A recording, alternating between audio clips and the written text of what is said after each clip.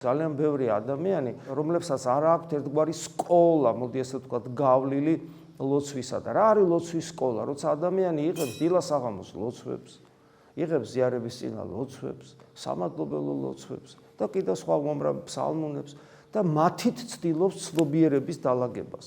ნებისმიერი ეს ლოცვა არის მამაოჩვენოს განცობა, მამაოჩვენოს განმარტება, მამაოჩვენოს გაგრძელება. Თვისობრივად იგივეა, რაც მამაოჩვენო ოღონდ განცობილი ფორმით, მამაოჩვენო კიდო ღმერთის მოცემული პროგრამაა, შეიძლება ასე ითქვას და სულიწმინდა ღმერთით, რომელიც თანამშრომლობდა წმინდა ადამიანებთან, იქნა განმარტებული ღმერთთან ურთიერთობა, მათ შორის მამაოჩვენო პირველ რიგში და განივრცობოდა სხვადასხვა სახეს იღებდა. ამ ლოცვების ყოველი სიტყვა ღვთისნებასთან თანხვედრია. ერთ-ერთი მიზეზი ჩვენ რის გამოც ვერ ვიგებთ და გვიჭირს და ჩვენთვის საინტერესო არ არის, რომ თქვა ზიარების წინა ლოცვებს კითხულობს ადამიანი, დილის ლოცვებს კი რაღაცა ეზარება, რაღაცა მისთვის არასაინტერესო.